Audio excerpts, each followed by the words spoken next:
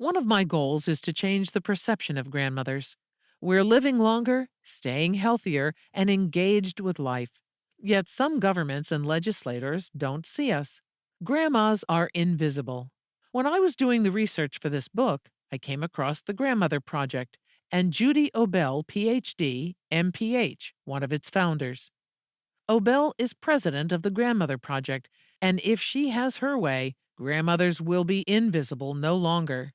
The grandmothers of the world will be consulted and included and valued. The Grandmother Project, a nonprofit organization, was founded in 2003.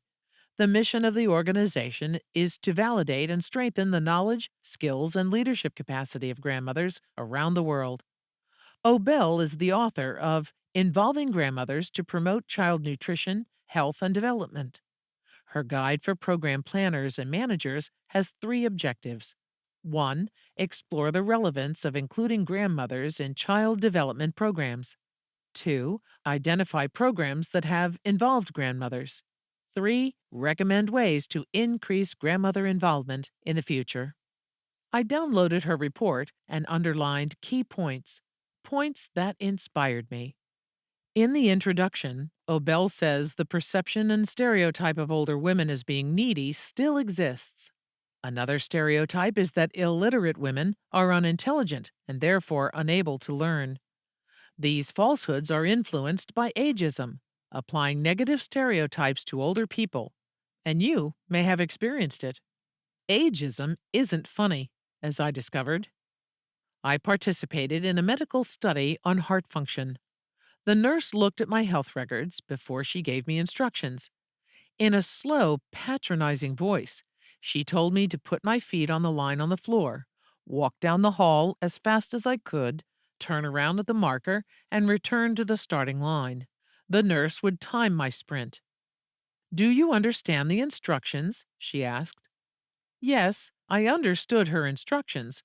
What I couldn't understand were her agonizingly slow delivery and patronizing voice. Obviously, the nurse thought I was demented. At that moment, I decided not to tell her I was on a walking program. I started off at a good clip, zigzagged around the physician who darted across the hall, narrowly missed a nurse who suddenly came out of a room, reached the marker, turned around, and raced back barely out of breath. The nurse was astonished. "You did well," she said with a surprised look on her face.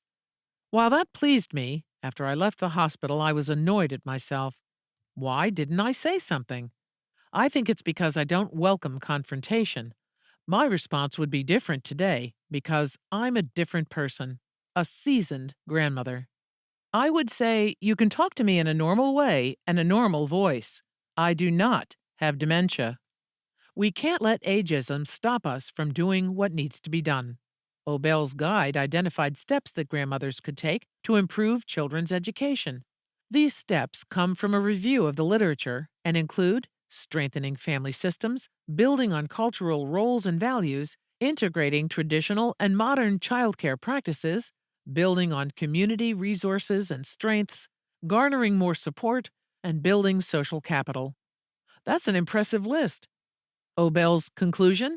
Quote, there is a significant discrepancy between the policy statements of key international organizations that support the inclusion of grandmothers in child development programs and the virtual absence of these senior women in child development programs.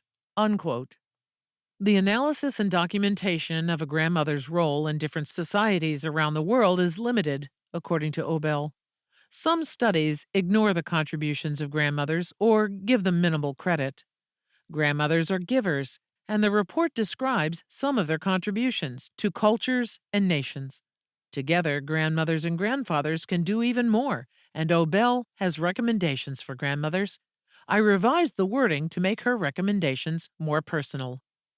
One recommendation is to make teachers and students aware of what you and other grandmas do. Another recommendation is to share cultural knowledge and skills. The third recommendation has been discussed previously: support service learning. Make school subjects come alive with stories, songs, and crafts from your culture. Working with local schools helps you develop a true partnership with them. This partnership includes attending programs, conferences, and supporting home study. In short, you need to be a present grandma, not an absent one.